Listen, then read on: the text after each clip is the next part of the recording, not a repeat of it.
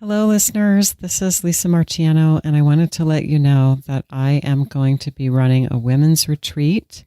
It's a weekend of fairy tales and yoga, and it will be April 20th through 23rd in the Allegheny Mountains of Pennsylvania. It should be a really beautiful spot at a really beautiful time of year. There will be a couple dozen of us that will meet together and work intensively with fairy tales. We'll do lots of yoga, and we'll also have a lot of fun. I ran one of these in the fall, and it was really an incredible experience for me, and I hope for everyone else too. So if you want to learn more about that, you can go to my website, lisamarciano.com, and click on Wellspring Women's Retreat. I hope to see you there. Welcome to This Jungian Life. Three good friends and Jungian analysts, Lisa Marciano, Deborah Stewart, and Joseph Lee, invite you to join them for an intimate and honest conversation that brings a psychological perspective to important issues of the day. I'm Lisa Marciano, and I'm a Jungian analyst in Philadelphia. I'm Joseph Lee, and I'm a Jungian analyst in Virginia Beach, Virginia. I'm Deborah Stewart, a Jungian analyst on Cape Cod.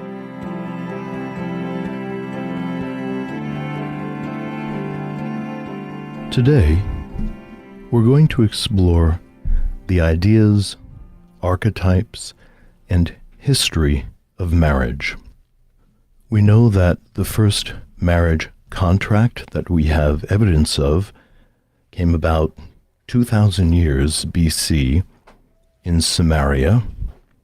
Marriage contracts, iconography around marriage, fills the pyramids, cathedrals, mosaics, uncovered in Pompeii.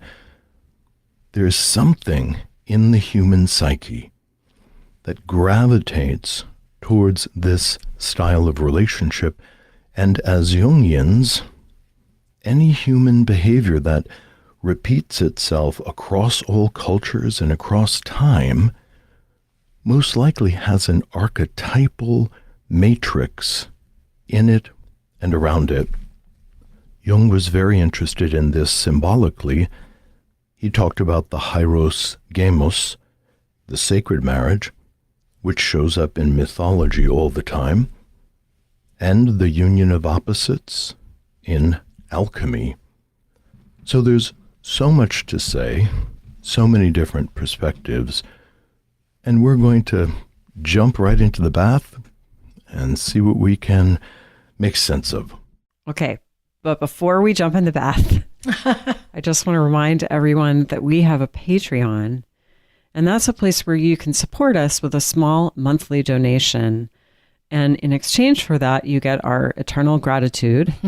And also, you get a chance to ask us questions or send in a dream.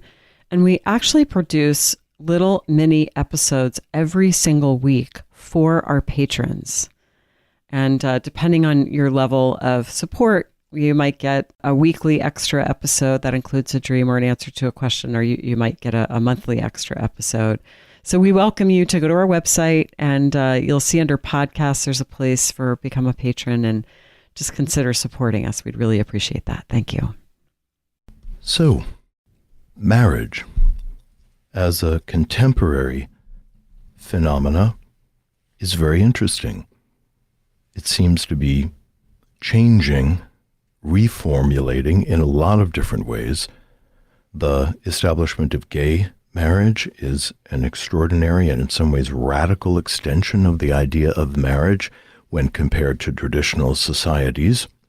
People establish civil marriages and reconfigure them in all kinds of ways, like adding in consensual non-monogamy. What marriage looks like has changed substantially since the Industrial Revolution and the availability of contraception. So what lights up for you guys? Well, I'm just struck by how archetypal this is. Like you're saying, it's such a kind of primary pattern that has existed, just as long as human society has existed. And some version of marriage exists in every human culture.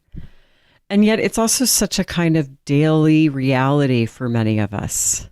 So it's fascinating to me because it is happening at these deep instinctual levels. It has the spiritual component, and then it has like, oh, honey, did you take out the trash? So I kind of love that about it. I'm also really struck by the fact that we've never done an episode on it. And I'm just curious about what that says about us. I know that I feel daunted by the enormity of the idea. And I'm aware, too, that it is a really hot topic. It really carries a charge with it.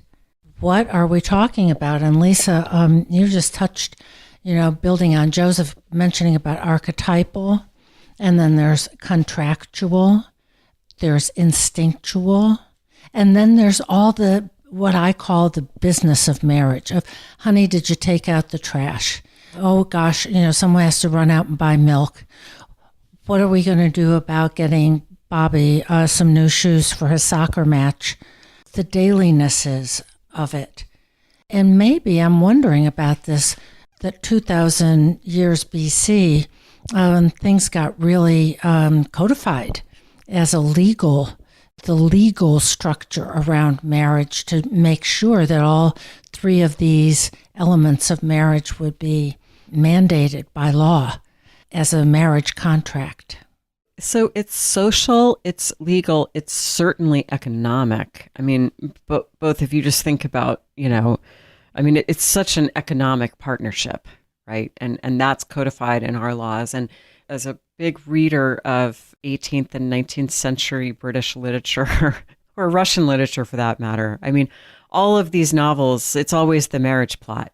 And it's always about, or French novels even too, it's always about, is he a good catch? Because how many, in the Jane Austen novels, how many pounds a year does Mr. Darcy have? And I remember reading some Dumas a few years ago, and just it's so shockingly about just bald about how much it's about marrying somebody with a big dowry or marrying somebody with a fortune. That it's always been a way of establishing status and economic position and stability, and there's always been this real economic, social aspect of it. And at the same time, our deepest longings, our desire to feel cherished, loved, understood, and cared for is wrapped up in it too. So there are so many different elements. And for many of us, the idea of marriage is so intensely personal, whether we're kind of processing the aftermath of whatever our parents' marriage was, or we're in our own, or we've left one, or our spouse has died. Marriage matters, I would think, to most of us a great deal. I'm thinking of all the things you just mentioned that could go under the heading of sort of practicality or the contractual business relationship of who has the money. Is it a wealthy woman? Is it a guy with real prospects? Whether it doesn't matter who the two people are, whether they're cisgendered or not, but there is that practical element today around a committed partnership. We all consider those things, and we want to be cherished, loved. We want someone that will help us fulfill our own individual deepest dreams. So we're expecting an awful lot of marriage today. Starting with the very pragmatic element of marriage, which both of you had brought up, and all of us have an experience of if we've been married, the nuts and bolts of living together day by day, it brings me to this cuneiform fragment of a marriage contract in Sumeria around 2000 BC, and I'll read it. I, Baal Hamon, son of Bara Nunah, have accepted from Shem Adad, son of Ish Sharu, the betrothal of his daughter Ishtar. I shall take Ishtar in marriage, and give her a dowry of 20 sheep, 5 shekels of silver, 2 robes, and 2 sets of clothing. I will also provide her and her children with food and water to sustain them. In exchange, Ishtar's father, Shem-Adad, has agreed to pay me a bridal price of 10 shekels of silver and 5 measures of grain. This betrothal agreement is established with the blessing of our families. Wow. Very nuts and bolts. Let's make a deal.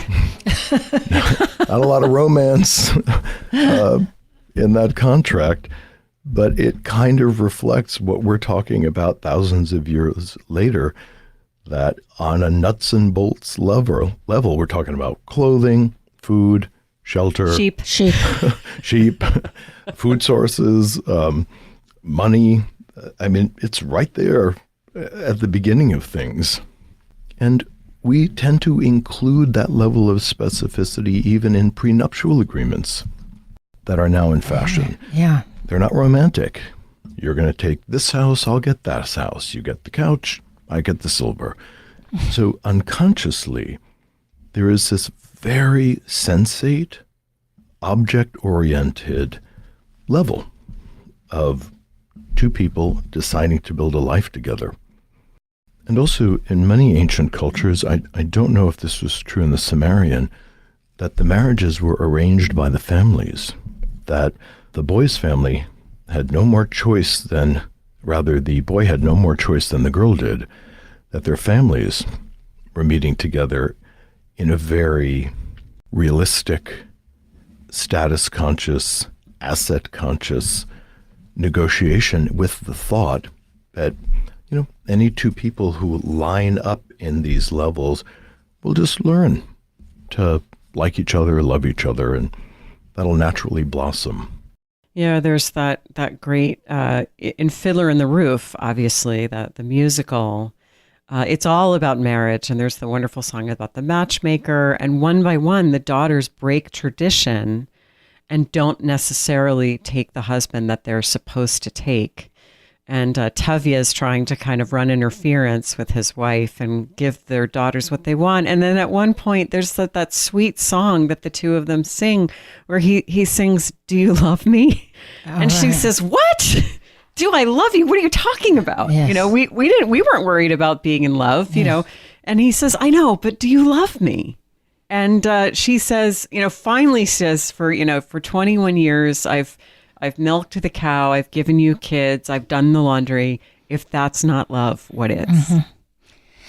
There's a similar theme in a movie called The Namesake, where after 20 years of marriage and a child, the husband says, "Do you love me?"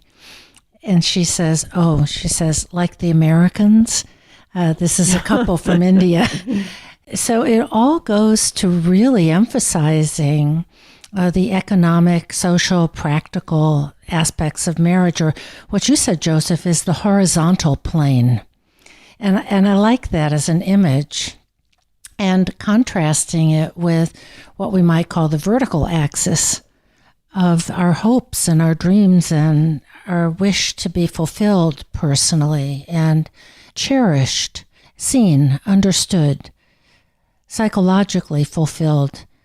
And then we project that onto the other person, as if our partner will do that for us for a lifetime, beyond that stage of madly falling in love. If I can just go back to Jane Austen for a minute, this is obviously the meat and potatoes of all of her novels. And of course, the opening line of Pride and Prejudice is, "It is a truth universally acknowledged that a single man in possession of a good fortune must be in want of a wife." So there we go. And we're off to the races. And of course, Mr. Darcy confesses that he loves Lizzie most ardently. She doesn't realize that she might like him until she visits his very impressive estate, and then all of a sudden her head starts to turn a bit, which I think is a super interesting moment in that novel. But it's the sense that how great it is in all of the Jane Austen novels, or most of them anyway. There's a poor but sort of, upper class girl who gets to marry the man who's not only rich, but also loves her ardently. It's sort of like, oh, it's so great when these things come together. But it does speak to just how much we look for in this relationship. It makes me think a little bit about Maslow's hierarchy, that the socioeconomic realities establish a lot of where the energy of the couple is likely to go. If we're living in an environment where securing food and water and safety is a highest priority, is there a lot of room for nuances of feeling and love and tenderness?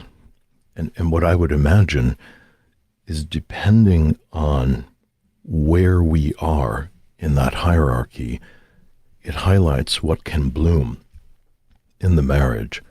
So I'm keenly aware that being in the United States, being at a certain higher socioeconomic level, it also allows some to really prioritize the nuances of feeling and the subtle dance of personalities.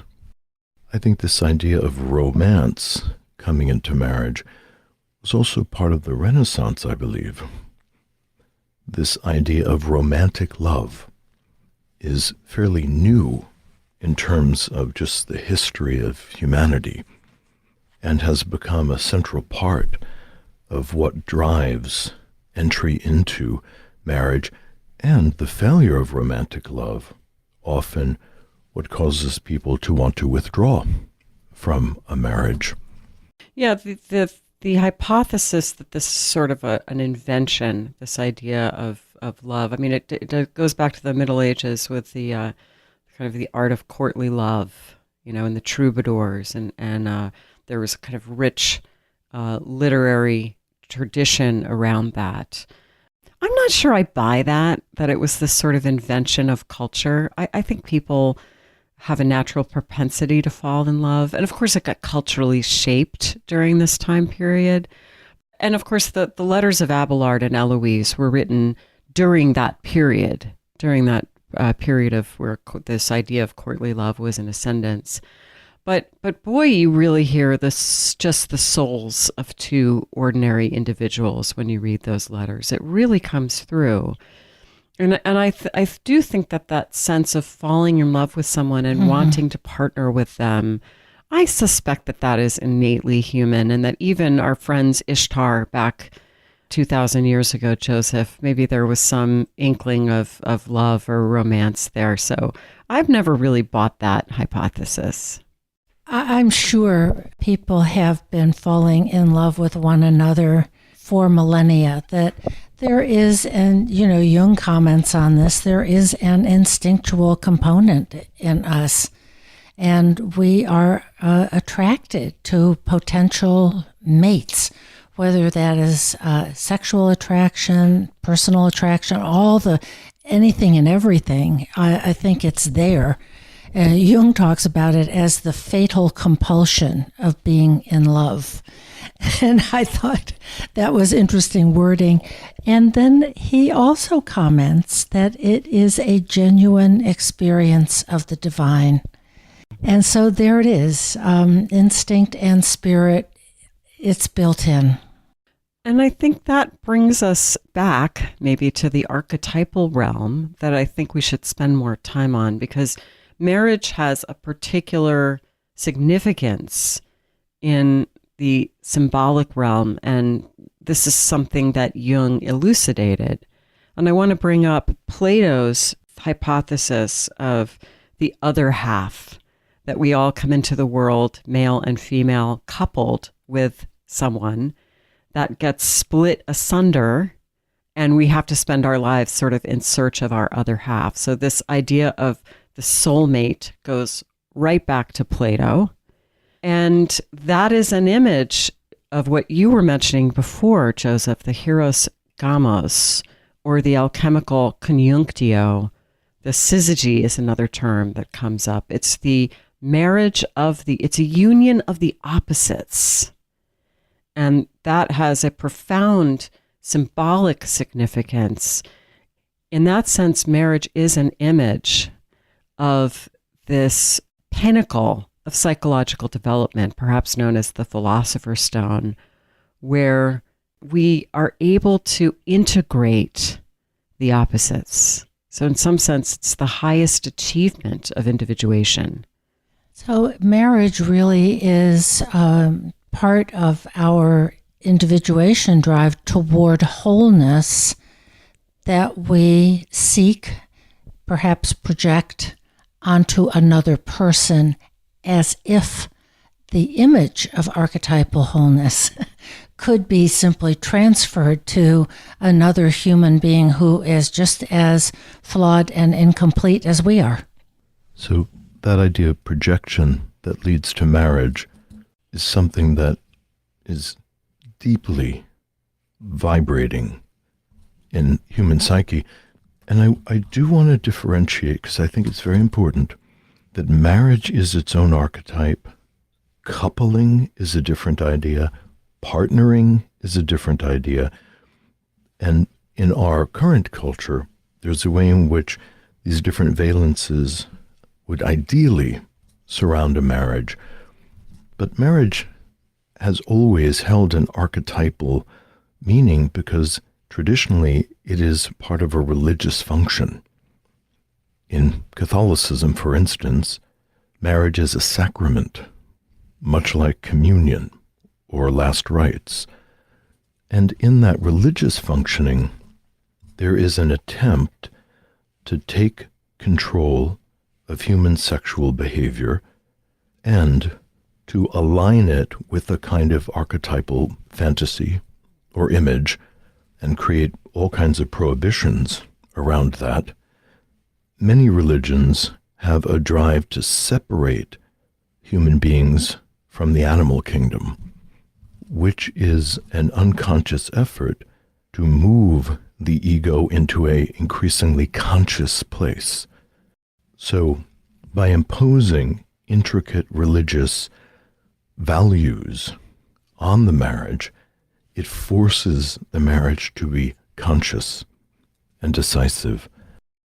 I have some friends who are Hasidic Jews, and their parents chose the two of them who had never met before, entered into a marriage, and his wife, who I went to social work school with, was very generous about talking about the religious parameters around the family and the marriage and the intimacies. And what struck me was that everything had to be thought about, prepared for. And I could imagine, in terms of the history of the evolution of consciousness, this imposition on the instinctive level was in service to the growing sophistication of the ego and the separation out from the unconscious.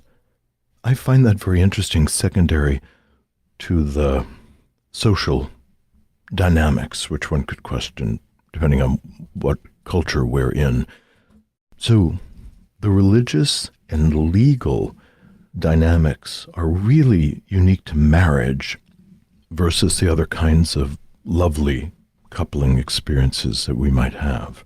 That's really interesting, what you just said, Joseph. So we could go back to that ancient Sumerian marriage contract or today's really structured marital agreements and say that that is an effort to make the marriage conscious of here's how it works. Here's what each person brings to it. Here's a structure that you can and will agree to live within that will fulfill the dailynesses, if I can put it that way, of life, and will also align you with the archetype of marriage.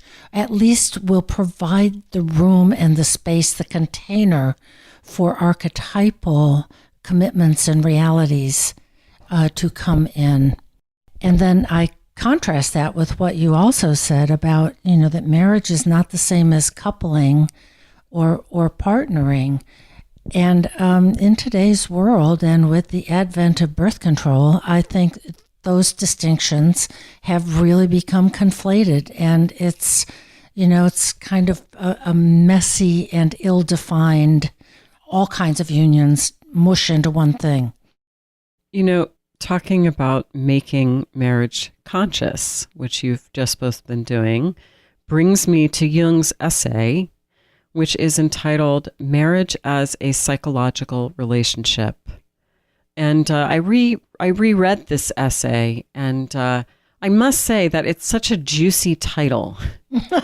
Marriage as a psychological relationship. And yet I always find myself a little dissatisfied with it, which is interesting because when I was rereading it, I was like, well, Jung had his own complex about marriage, and maybe we can get to that too.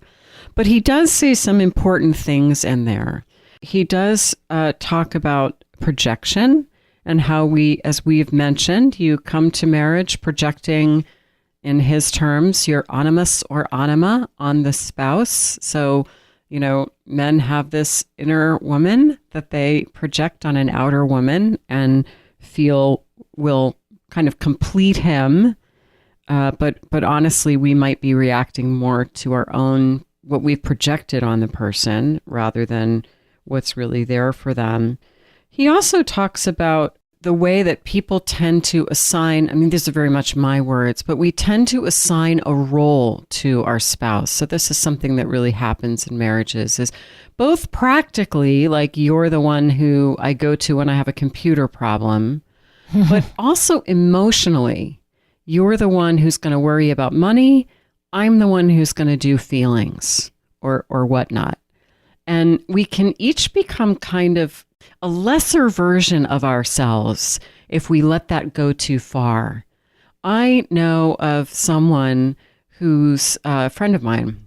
Her father had this very traditional marriage to my friend's mother, and they got divorced, and he was so used to her doing everything for him. I'll never forget this.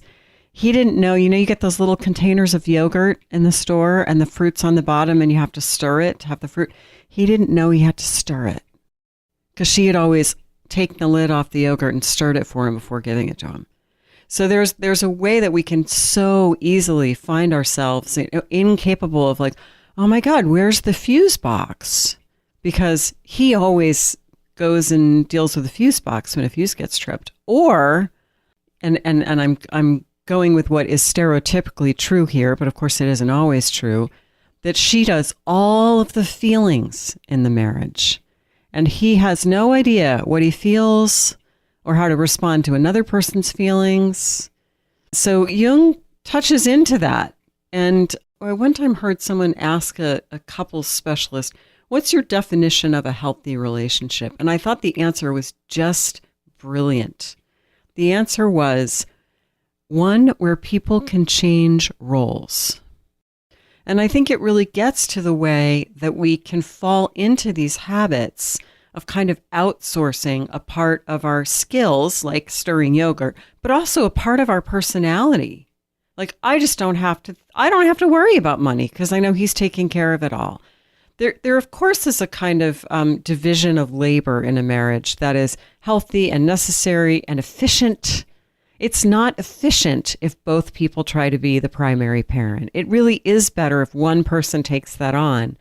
But if we let things go too far, we wind up becoming truncated versions of ourselves.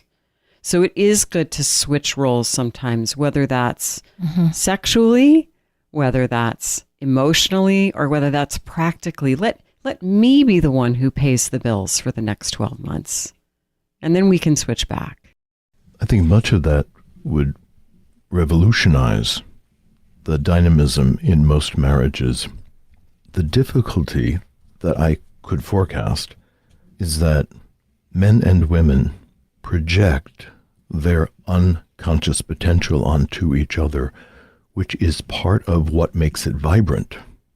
Because in the ritual of coupling, and then sanctifying that through the contract and religious dimension of marriage, there is a unconscious excitement that each will remain in their own domain and vicariously provide access to something that both of them are not required to actualize. Mm-hmm. So it's really interesting to think that if both partners shared all roles fairly equally, would they even be attracted to each other? Well, no, I didn't say that you should share roles equally. I said you should be able to switch occasionally. But I understand what you're saying, Joseph. And, it brings me back to Jung's essay, because one of the big points in this essay is it is conflict that brings consciousness. And there's a way that when we're married, we enter into it projecting our unrealized potential on our mate. And over the course of many decades of marriage, we bump into disappointment and limitation, and we have to reclaim some of what we projected. And that's how we grow more conscious. So marriage can be a vehicle for psychological growth. It doesn't happen in this kind of pretty way. It happens because there's pain and there's struggle and there's conflict. But in wrestling with that and hanging in there's a way that we do grow each other up. We can sort of rub the barnacles off one another through conflict.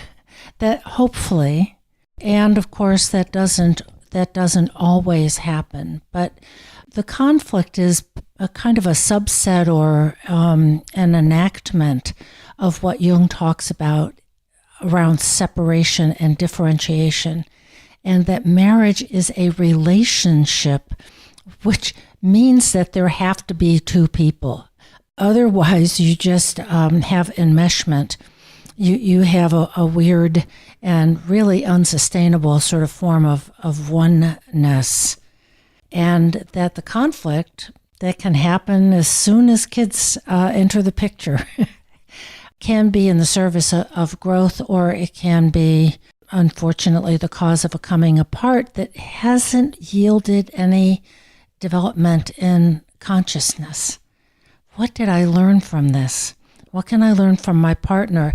And how do I engage my own self in this rather than over-focusing on what he or she is doing, hasn't done, lacks, needs, etc.? And I often think about this in a way that Jung didn't, but just we come into the world dependent on other people, on our parents. We automatically turn to a parent, a friend, some other person when we are distressed, when we need something, when we want something. And one of the lessons, I think, of marriage is to stop doing that the other person is not going to be the sole source of your fulfillment. There is a turning inward to what am I asking of myself, or should be asking of myself, that I'm demanding of you. I think that's beautifully said, Deb, and I was kind of ruminating on something similar, that we have an unconscious picture of the other, the marital other, and without realizing it, we monitor our partners very carefully as to whether or not they are congruent with our image of the other, which is a bit different from our fantasies, because fantasies are a bit more conscious. And we pressure our partners to continue to evidence the qualities of other, and we punish them when they don't. Because all of a sudden, it's disturbing. You don't know who you've agreed to. I don't even know who you are anymore. Mm-hmm. So the difficulty is that we want that divine other. We think they are the divine other, or we would have not entered into such a bold contract that has such ramifications. And over time, which they call it ego dystonic, but this idea that we discover our partners either don't quite have the qualities that we thought, or their nature changes. Yeah. So they evolve, you evolve, and suddenly both of the ego structures have matured, which means that otherness looks very different. And suddenly, looking outside the marriage, there are people that look like attractive others now that I know who I am. Mm-hmm.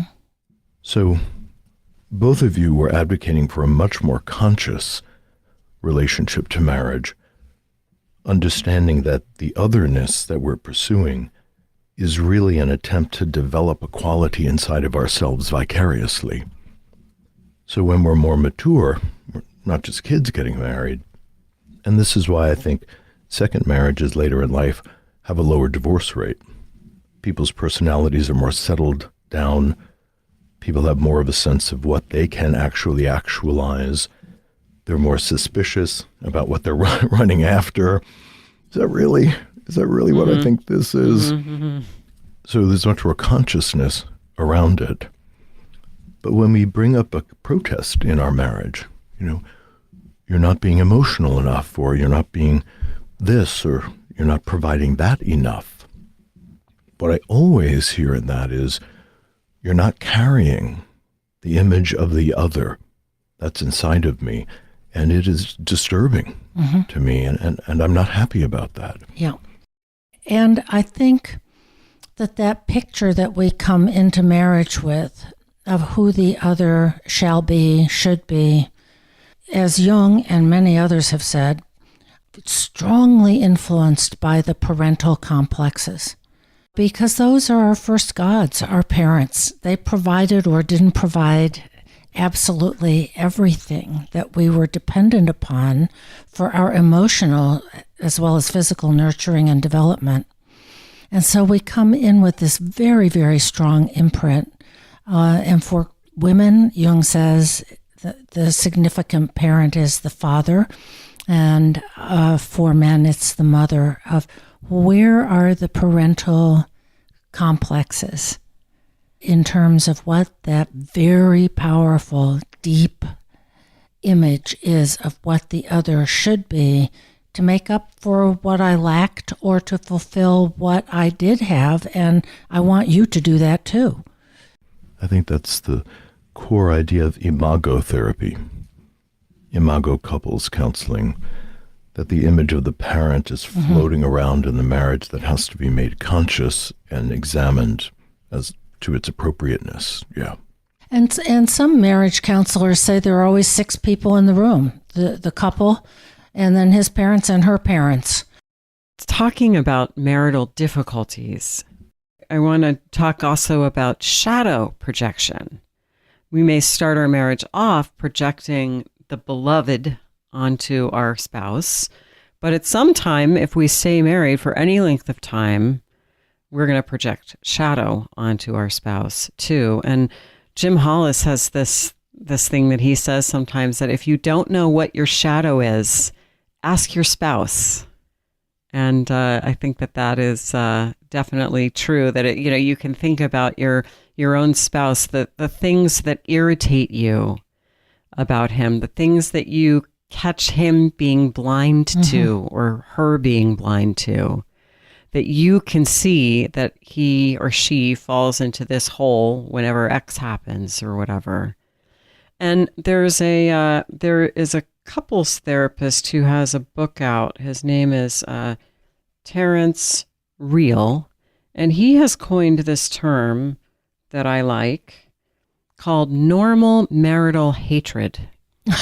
And what he notes about the term, Deb, is that when he says it to people who are married, no one says, "Oh, I don't know what you mean."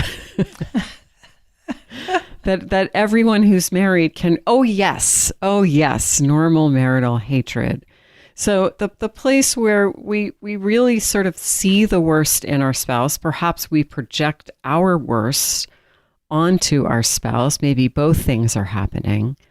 And there can be moments of real frustration, irritation, deep disappointment, betrayals, large and small. And that's part of the fabric of a long-term relationship, which is inevitable. I think from a Jungian standpoint, taking that into account, the withdrawal of projection, whether it's the projection of anima animus, shadow, unconscious cultural expectations for that matter, to be able to understand that each of us is generating this criteria, a kind of script for our marital partners and kind of sliding it under the table to their unconscious mind. In the beginning, everyone's agreeing to play the part, so it all seems rather comfortable and maybe even euphoric. But that as people get a stronger and stronger sense of their own individual psychic structure, they begin to pick out that black marker and start taking off lines of that script, blacking them out, saying, that's not really, I don't want to follow that part of the script. Yes, I know it makes you happy, but boy, that really has nothing to do with my essential nature. And so all of a sudden, the things that our partners are really not interested in being scripted to fall back into our hands as frustrations. And the frustration is our own resistance to actualizing some quality. And it may not be highly specific as we think. So the husband always takes care of the lawn. I mean, I'm using some really hackneyed stereotypes, but it still happens, Yeah, Husband's in charge of the lawn. And the husband comes in and says, I want you to be in charge of the lawn. I've never liked being in charge of the lawn. I like to read, or frankly, I wouldn't mind baking. And perhaps the wife is thinking, I never signed up to do the lawn work. So what do we do in those moments when either of us has decided, I don't like that script? Now, if you're lucky enough, you can just hire a lawn service so nobody needs to be pushed into doing something they don't want. But it's an art to struggle through the tension, and also, I think, to trade off taking on a burden so that our partner can have some space to explore being different. Right. And that's the switching of roles. We do experience disappointment and frustration when our partner refuses to carry our projections and expectations. And people genuinely hurt and disappoint each other too. So it's not all that you didn't fulfill my fantasy of what a man should be. I think in every marriage, there are things that have happened that have been deeply, deeply hurtful to one or both people, and that's just real, because we're all fallible, and we're going to disappoint and hurt each other too. I'm thinking about your example, Joseph, of the lawn work as a place where it's very concretized, the conflict. But I think where the conflict often really comes in is in the matter of emotional labor, of who is going to do the empathizing, the thinking, the taking on of the welfare of both people, social life, and certainly the raising of children. And then who manages the I parts? I want to do this. I am interested in that. I would like to go back to school or get a job, or I would like to come in the house and just kick back and read, so that there are two individuals, and then there's the we. And all of that is a sticky number of places for people to really negotiate of where am I going to be for myself, where can you be for me and help me, and where do we need to be for our common goals and perhaps children or other family members and social life and other obligations. It's a very sticky, murky place to navigate, and it requires usually hard-won skills around consciousness and dealing with oneself. Deb, you're leaning into something that I think I want to lift up, and that is the way that, in general, men and women are different in marriages. And Let's see. I want to say that it certainly happens with me that perhaps I'm working with a male client and I see just how hard he's working, just how hard he's working at his job, how hard he's working to be a good dad, how hard he's working to keep his wife happy and to be a good husband, and that she can be very insensitive sometimes and not see his struggles, that she can over focus on the ways that he's disappointing or doing something wrong. I think that is sort of a real phenomenon, that sometimes women are carrying so much resentment that they have a difficult time seeing the person in front of them, that you're not meeting my needs perfectly. On the other hand, I think it's also tremendously true that women often feel emotionally overlooked in marriages, that there isn't a lot of emotional availability coming back to them. And again, I'm just speaking in generalities. Of course, there are differences, but this interview that Terrence Real did with the New York Times, he said, if I had a nickel for every guy who called me and said, I've got to get my wife into therapy, I would not be able to retire. It's the women who bring their partners in. They carry the longing and the dissatisfaction, and they've raised the bar on relationships. I don't want women to stand down. I want men to stand up and meet these new demands. And I think we are demanding more as women. And that kind of goes back to a point that you made earlier, Joseph, the sort of Maslow's hierarchy of needs. When we've got our basic needs met, then we want someone who, looks at us at the end of the day and says, how was your day? And really listens to the answer instead of kind of grunting at us as we give him his dinner. It's good for all of us to try to stretch into that space. What I would say to add into that mix, because my practice is mostly with men, is that men experience a similar suffering, that not every man really wants to work 50 hours a week, feels the societal pressure to be a sole provider, and that was a contractual expectation that the wife would keep the home, and if there's children, he would spend his life in this kind of iterative earning process. The cost for that is a host of diseases, a shortened lifespan, all kinds of psychological suffering, being locked into a position that is not terribly mutable, and locked in because of the fear that if he were to pursue something else that's more aligned, he might put his family's stability at risk. So men suffer this locked in place, and undoubtedly that tension comes with them when they come home. I don't know that I hear many men feeling resentful towards their wives, but they can feel despair that there doesn't seem to be any place to move in terms of their own actualization. What I hear most, and men often have trouble finding language for it because it's so misty inside of them, but it comes forward as we break down and down and down, which is, what do you need from your partner that's missing? And they'll go to a lot of different places, often that are very concrete, but I would say 90% of the time, it's gratitude.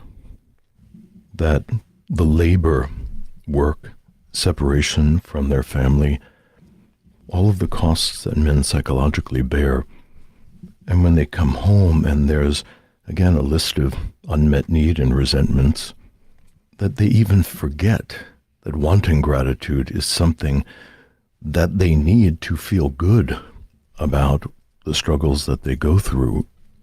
And when men have been clear enough to talk about that in the family, they often don't get it. Wives often think it's stupid or irrelevant, or they want to withhold it out of resentful punishment. When it finally happens, I've seen men just sob with relief.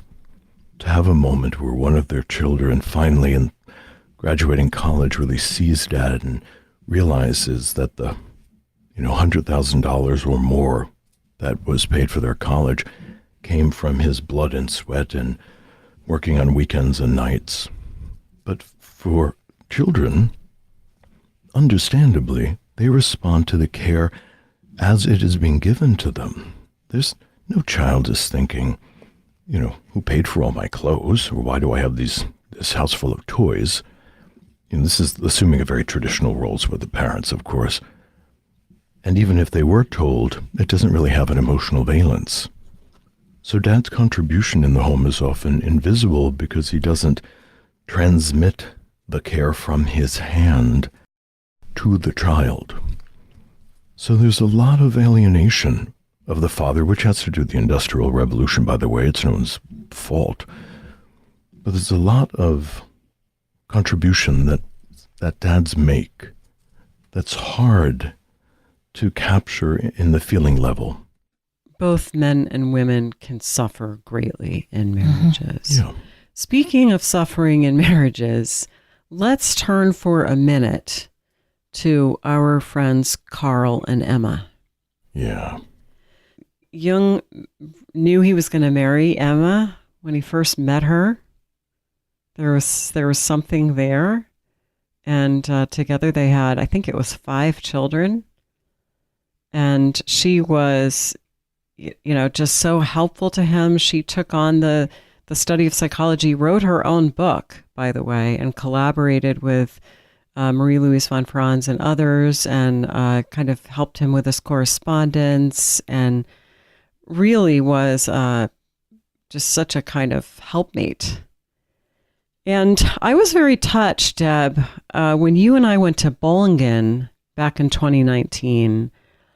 There was so much evidence of his great grief after her death, including he carved a memorial to her there, which the words of which are interesting. It's written in Latin. It's carved on the rock. And it says, "O outstanding vessel of devotion and obedience, to the ancestral spirits of my most beloved and faithful wife, Emma Maria. She completed her life, and after her death, she was lamented.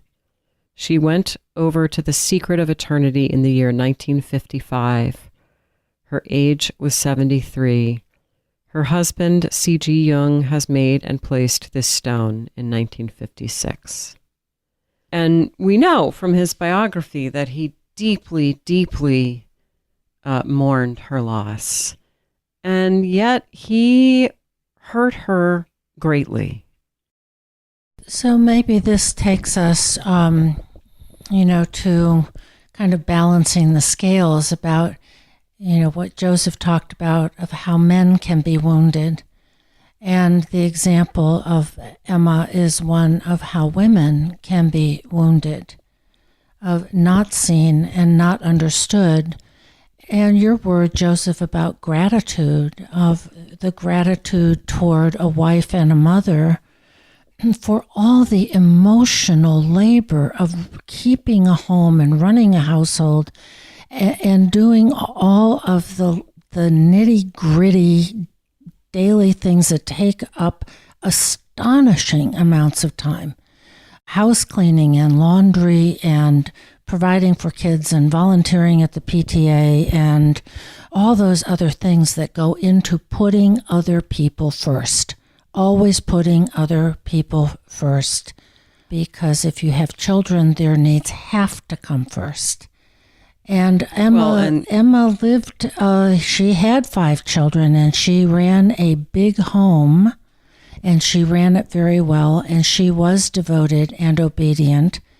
And Carl Jung did what he wanted to do, including having other relationships where he was very involved intellectually and emotionally with other women. And sexually. He traveled the world for months at a time. And she aided and abetted his ability to do all the things that he wanted to do. Oh, and was she the richest woman in Switzerland? Or the Second woman. richest woman? Second richest woman. She brought richest all woman. the assets in. And I always think about that, the prototypical story of he saw her coming down a staircase and knew that he wanted to marry her. But I've always had a suspicion that he also knew that she came from the second richest family in Switzerland. Yeah, there we have the Jane Austen plot. I think I also want to do a little sidebar here to acknowledge that we are talking very much about marriage in terms of traditional male-female alliances. And of course, there can be all kinds of marriages. So I think doing this, at least I am, out of habit, and also so as not to have to overcomplicate linguistically the conversation about all the different kinds of partnerings that there can be. So at any rate, listeners, please hear this as a convenience and an easy way just to represent a committed relationship between two people. I would like to make sure that we lift up out of the personality dynamics of couplings and lifelong couplings and the stresses and struggles between being a unit and being an autonomous person, all of the projections we bring in of mother, father, anima, animus. But as Jung aged and his own anima projections receded, his own interest in other women dissolved, he became more interested in alchemy and the images that talk about the union of opposites, which he felt and realized was playing out in human relationships, that the ego and its counterpart, which we called anima animus, somehow become visible to each other. The internal other becomes defined, maybe that's through dream work and seeing image after image of the longed for other, and one begins to really create a profile, like a psychological profile of the other that seems to be in this courtship dynamic with the ego. Sometimes it would happen through active imagination, as it did for Jung in a very clarified way, and that as the conscious and unconscious get closer and closer, there are these very intense stages that occur. Depressions, frustrations, pain, and a merging into a new personality where the other qualities are added to the ego, things are also surrendered, and one emerges as an amalgam of the conscious and unconscious compensations. Jung called this individuation, because when that wholeness comes together, there's a possibility that the archetype of the self, which does have a religious valence, could descend into the individual. And what I would venture to say is that that archetype is behind marriage, even when we don't know it. And this goes into the sacrament of marriage, or the fantasy of it, that the husband and wife in a traditional environment come together as opposites, and in their melding together, the Holy Spirit would descend into the relationship, sanctifying it, and also putting the marriage in service to the divine. Now that's a tall order on the social plane, but it's implied strongly in many of these religious fantasies around the joining. And I think also in the beginning of the marriage, people really do try to meld. They think that that's the path where, the line between me and you is removed and we become one organic being. And I think many people that are deeply, passionately in love try to do that. I don't know if that can really happen on the horizontal plane, but people think that that would be good. And for a while, it can seem euphoric, which also makes it excruciating to be apart. You see this in young teenage love. We were all there.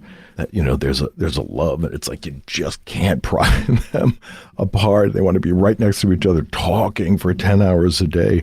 But that's really an attempt to have that two becoming one, psychologically, verbally, physically. Communion. And it requires a kind of innocent ego state. We kind of can fall in love at 14 in a way that doesn't really happen when you're 30. It's difficult. We know too much. We're not innocent. And those first love, naive projections are so complete and unchallenged and received without much thought at all. But towards the end of his life, apparently there are anecdotal stories where Emma would come to Jung with a complaint about him, about a marital dynamic, and he's much older now. And he would actually listen very compassionately. He would seek to understand and comment, be in the dynamic, and he also would hand it back to Emma and say, this is a deep piece of work. So whether that's I'm lonely, or I'm frustrated, or it should be this way. Apparently Jung did not try to manipulate her as he matured. He acknowledged what she was experiencing and then gave it back to her. He took much of what he was fantasizing about Emma and brought it into his active imaginations, which we see in the Red Book and the Black Books, which he often felt tortured by these inner figures. And so there was a compassionate division of psychological responsibility later in his life, that each of our suffering really does come from our relationship with the unconscious. And while we might wish it could be resolved in dialogue or through social accommodations and how we live with each other, Jung really came to believe that only the inner life was relevant. And his empathic and compassionate and warmth towards Emma or others that felt he should be something other than what he was all he could offer. It's such a hard pass to come to the place of realization that the problem is not between you and me. It's much more between me and me. It's a tall order and a huge demand. Absolutely. And it doesn't negate any of the pain and struggle and striving that we long for on the horizontal plane to be resolved. Yes. But I hear in our conversation, probably because of our history as social workers, that there's a lot of knowledge, experience, and thought about the horizontal dynamics, the ego to ego dance, which is very real and has extremely real consequences. And to be able to also be just as curious about the vertical relationship. And vertical is also synonymous with inner, that there is a conflict inside of me that I am fomenting in my marriage, by the way. And if I could find the conflict in me, maybe I could take it off of the relationship with my spouse or my boss or my best friend for that matter, or my neighbor. But we will constellate certain problems, make them happen in our marriages because we are externalizing a war that is going on inside of us. And God bless our spouses for tolerating and trying to help us figure out what's really on the horizontal plane and what's really just in us.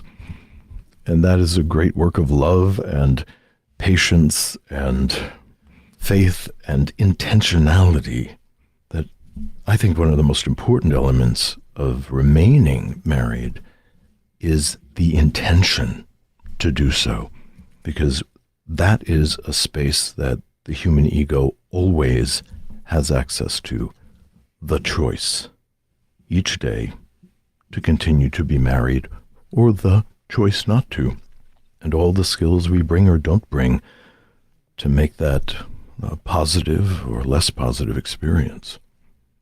And it can be undergirded by a sense of covenant that brings in the archetypal the religious, the divine that we've also talked about. So ego and psyche can work together for a long-lasting marriage. And so now, before we turn to a dream, I would like to say a few words about our dream school. Of course, as Jungians, we've long been interested in and worked with dreams. And we, Joseph, Lisa, and I wanted to bring dream work to you, to everyone, to make it available, possible, operational, interesting. Come on in with us if you're interested in dreams. Come on to our website, thisjungianlife.com, and take a look at Dream School. It's a wonderful website. There are descriptions of all 12 modules that you can work through on your own over the course of a year, and you can join a dream group, interact with each of us once a month, online but live, and really up close and pretty personal, I think. So if you like what we do with dreams and you're interested in your dreams, come on over and give Dream School a look. And today, our dreamer is a woman. She's 22 years old, and she's an artist and comedian and railroad historian. And here's her dream. I am parking for an open mic at a dive bar that I frequent. However, when I exit the car, I am on a residential street situated across from a church. I immediately panicked, not being where I believed I had just driven to, but think I just need to park closer and return to the car. I am then in my bed, alone in the camper I live in with my partner. This is how I fell asleep, so at first I believe I've truly awoken. I look at my phone, no notifications, but it is 8:50. I am disastrously late to meet a friend I record a podcast with. I get in my car and start toward his house. It doesn't occur to me that I am lost until I reach a pair of train tracks that once passed lead onto a road that goes through a trailer park filled with nice white mobile homes shrouded in deep red light. I attempt to use my brakes right before passing over the tracks. On my dashboard, a warning flashes that I can't read. I then lose control of my vehicle, and it begins slowly sputtering over the train tracks closer and closer to the trailer park. This leads to another false awakening. I am relieved for a moment that what had occurred was only a dream. Again, I am home alone in my bed. The time on my phone is 8:51. I realize once again that I am late for the podcast. On the drive, I quickly become lost once again and am led back to the same train tracks and trailer park, still drenched in red light. This time I know once my car crosses the tracks, something bad will happen to me. Out of one of the mobile homes walks a man, slender and attractive but quite old. He is approaching my car. I slowly drive down the street. The man gets taller as I near him, and his body is covered in eyes like an angel. He is acting almost like a zombie. I am scared until I tell myself, in a moment of lucid dreaming, there's a gun in my hand, and just like that, there is. I get out of the car and shoot the creature 3 times before it falls dead. This leads to one last false awakening. This time, my boyfriend is in the camper with me. I begin explaining the dream to him. I am then truly awakened by my alarm. For context, our dreamer says, recently, I have been experiencing quite a lot of anxiety and paranoia relating to be alone and vulnerable, especially around men, that stems from childhood trauma. I was also upset with my boyfriend at the time because we had to share a car because his had become damaged due to negligence on his part. Also, I am unhappy with the podcast that I was late to record in the dream. She says the feelings in the dream were unease, eerie, frustrated, and at the end, lucidity. And for additional context, she says, train tracks hold an important role in my life as I do work as a railroad historian for a museum. And my grandmother always used to tell me that every time I saw or heard a train pass, that it was her saying she loved me. So I'm very attentive to them. My car is a place of freedom for me, as my commute to work is sometimes the only alone time in the day. Well, I'm going to jump in and just say that what I notice is that the dream ego keeps on trying to go somewhere, and the psyche keeps on taking her somewhere else. And this happens at least 3 times. I also thought it was really significant that in the beginning she thinks she's going to a dive bar for an open mic, and instead she's across from a church. So I was wondering kind of what this dreamer's religious complex might look like. I'd be interested to know what her relationship was with the church. And it might indicate, a church, but it also carries with it a sense of the divine is showing up in her life. Yes. In a way that alarms her. Because first there's the church and she's like, oh no, I'm in the wrong place. And then there's this really imposing kind of angel, which is it's not an all sweetness and light angels, and real angels are not. Real angels are pretty terrifying. But there's an angel that shows up too. So she's having a confrontation with the divine in the midst of this. And then, of course, there's the moment of lucidity in which the ego does what the ego always does, defends against that which comes from the unconscious and makes us uncomfortable, and kills off the content, which probably just means the conflict is going to continue and heighten. Yeah. I thought about the same thing right at the outset of the dream that you did, Lisa, in the context of Jung's realization that spiritus, alcoholic spirits in bottles, and spirit are 2 ends of a polarity. And Jung was very helpful to Bill W., the founder of AA, about understanding the spiritual longing that could undergird being an alcoholic and seeking it through sensate spirits. The other thing, to back and forth through all the convolutions of the plot, as it were, when she gets to this man who is covered in eyes like an angel, the dream ego's sense of this is he is acting almost like a zombie and she's scared. So that echoes her first feeling in the dream of panicking when she is across the street from a church. Now she's panicking when she sees this man.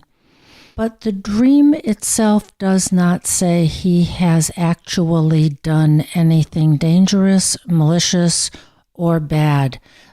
So this goes to just what you were saying, Lisa, of that the dream ego does what it usually does. It defends against the new content that may have some aspect of the divine in it, because she first perceives him as an angel. Yeah, I think you guys have unpacked it all really clearly. Just throwing some Jungian jargon in. Go for it. The dream maker is trying to create a relationship with the inner masculine, with the animus figure. And that because of her childhood trauma, which has created a very disturbing complex around the inner masculine, she's understandably highly ambivalent, frightened. Part of what the psyche tries to do over many years is to purify the complex enough, bring enough consciousness to it to separate out the lived memories from the archetype. And as part of archetypal healing, which is central to Jungian thought, if the archetype can come forward, then the entire category of the masculine could be redefined might include certain valiances which were never actually experienced, but are positive potentials inside of her. Her suffering around anxiety and paranoia, being alone and vulnerable, those are experiences that women do report who don't have good access to their animus energy. They feel that their access to aggression, their ability to be bold, to speak the truth, to be muscular and confident, can feel suppressed if that quality in the psyche is not accessible. Men on the other side will tend to feel deadened, unemotional, depressed, lifeless when they have cut off access to their inner anima. So, quite wonderfully, the dream maker has decided that the ego has to be tricked and misled down the merry path to the church and then to the red-lighted trailer park over and over and over again, and must have this encounter. I have had a similar dream where I kept shooting a shadow figure that was breaking into my home many years ago, and I had finally had to wake up and had to do an active imagination with the character, and it turned out to be incredibly life-affirming. So the last part here about the man whose body is covered in eyes like an angel, he seems like a zombie. I want to just point to the new Guillermo del Toro retelling of Pinocchio. And there's a particular scene where there is a boy made of wood, which in a sense we could say is kind of a zombie, like this animated thing. And the blue fairy has eyeballs distributed all around her wings in that strange Del Toro, otherworldly, irrational beauty. And she comes and touches Pinocchio and says, little puppet made of wood. And she's able to bestow a soul, an anima, upon this wooden masculine, this puppet-like masculine. And so I see some of the images here from that movie, which I find really interesting. I don't know whether there's a personal experience of it, but the zombie animus requires healing, requires a reanimation so that it can help her be an ally on the inner, which I imagine would bring an awful lot of positive experiences.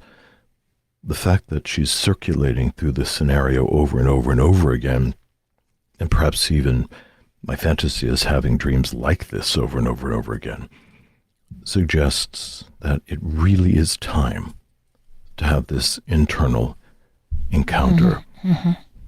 I would say also, just as a very personal note, is I had a client many, many, many years ago who had very negative experiences with men in her dating life and in her family, although she still yearned for a loving relationship with a partner. And in our work, she finally had a dream. And this very earthy kind of craftsman came to her in the dream. And he had a antique glass doorknob in his hand. And he offered it to her as a gift. And she rebuffed it. We talked about it in the analysis and explored what might the doorknob mean. If you don't have a doorknob and then you suddenly do, you can open a lot of doors. There's all kinds of positive valences. But her conscious mind had such a tremendous negative feeling about the animus looking like that and not being refined and too earthy and having this kind of Hephaestian qualities, and that the doorknob was useless and terrible, and you could really hear all the pain around the masculine inside of her. And that was followed by years of life-threatening depression after that. That went on and on and on.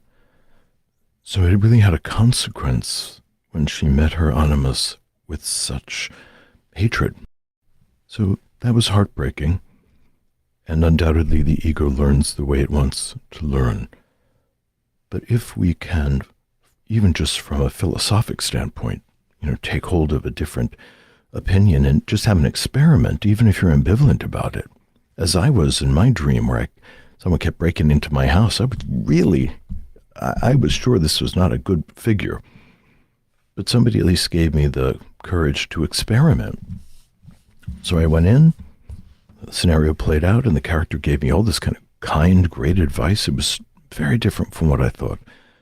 So I hope that the dreamer can go back in the imagination, really engage what looks like a zombie, but might just be Pinocchio without a soul, or looks so otherworldly because it is an angel and not well mediated by human qualities, and really embrace the relationship. And I feel certain with my client who suffered that had she just found enough generosity to accept the doorknob, even though she was highly ambivalent and she didn't know what to do with it, but just to engage, that the unconscious would not have needed to pull her into a totally crippling depression. And you've touched on, Lisa, the terrifying qualities of an angel. There have been so many paintings made of the Annunciation to Mary, of the angel saying to a teenager who's pregnant out of wedlock, guess what? You're going to be giving birth to a divine child. And there's one in particular by El Greco, and you can see the terror on her face of, whoa, wait a minute, is this really good news? And so I'm really gravitating to your comment, Lisa, and what you've said, Joseph, and that this angel is terrifying, because that's the way real angels really are. And I support what Joseph has been saying about grab hold of your metaphorical doorknob here and maybe open the door to this particular figure. But I also want to touch very quickly, because she is a railroad historian and has such a personal resonance with trains and train tracks as a symbol of love from her grandmother. And there's so much about railroad tracks in the dream. I think we ought to at least try to make some sense of this. But here's my sense of it, that what came up for me is the image of railroad tracks joining the West Coast and the East Coast way back in the history of our country. And it was not a pretty process, and there's a lot to be said about that. But it connected the polarities. And I'm thinking about the polarities, especially of going to a dive bar and discovering you're across from the church, having this person like an angel covered with eyes who is also a zombie. Polarities get connected. It's different from something that is split off. And so I'm thinking about your own inner railroad tracks that connect instinct and spirit, dive bars and churches, angels and zombies. You've been listening to This Jungian Life. From our website, thisjungianlife.com, you can follow us on Twitter, like us on Facebook, help us produce future episodes by funding us through Patreon, and submit your dreams for possible interpretation on another episode. We'd like to thank our listener who shared a dream for today's show and hope you'll let us know what topics you'd enjoy hearing more about. Until next time, keep living this Jungian life.